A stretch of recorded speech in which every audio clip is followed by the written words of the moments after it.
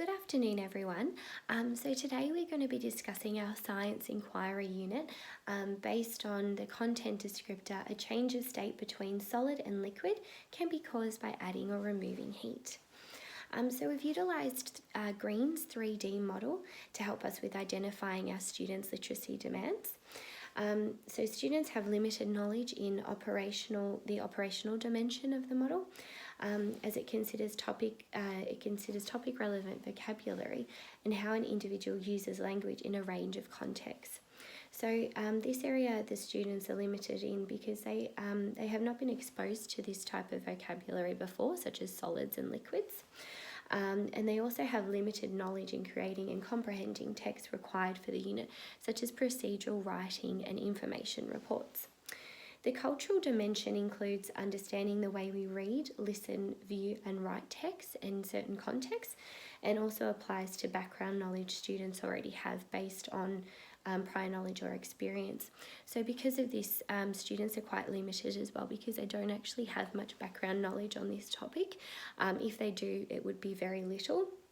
So it's going to be challenging for them to create and comprehend literary genres such as scientific reports or methods. So that will be quite challenging for them. The critical dimension involves understanding meanings of the text and how we interpret and shape them.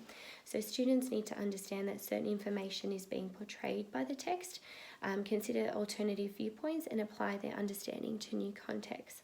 So this will be difficult for students to manage because they have limited skills in interpreting, analysing and critiquing the validity of scientific data, which is an important part of the unit.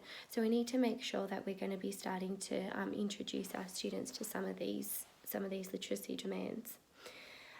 Based on this information, we've got new learning goals for this unit, which includes developing knowledge in topic relevant vocabulary, learning to discuss and research information about the topic to improve comprehension and building connections, showing skills in comprehending, evaluating and creating text genres relevant to the topic, and finally independently constructing and communicating their findings.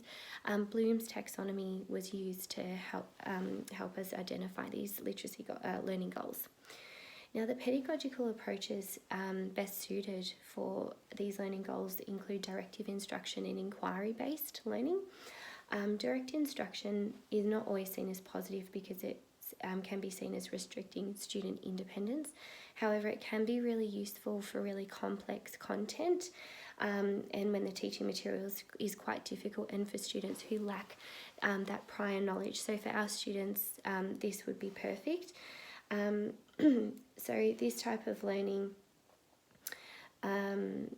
will be beneficial as a unit is quite complex and they lack the background knowledge in both science and the literacy it entails.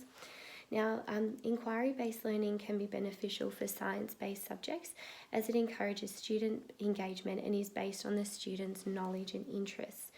So this will help them with collecting information, evaluating and supporting their findings with evidence and then communicating this clearly with others. So it will also help them develop their own independence in their learning. So these pedagogies clearly align with our learning goals. However, it can be difficult if the student is not confident in their learning abilities, particularly for the inquiry-based learning. So applying these pedagogical approaches together can be really beneficial in this case. Incorporating the teaching and learning cycle will also improve student literacy skills. So building the context can be done through group discussions, building vocabulary or hands-on lessons such as experiments. Modelling can be done through taking extracts from procedural writing or information report and then going through these with students and highlighting key areas and the purpose of the writing and the style, and then also comparing it with other writing styles so it really cements that learning. Guided practice can be done through creating and editing their own texts and then with your guidance going back and making sure that they've done this correctly and followed the procedure. And then slowly we can put the responsibility on them and have them go off independently and construct their own knowledge. So using these strategies will address our student literacy demands, help them improve their literacy overall and assist with their success of the unit. The TLC model can be quite time consuming.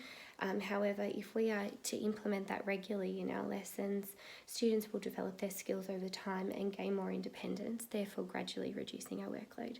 Thank you.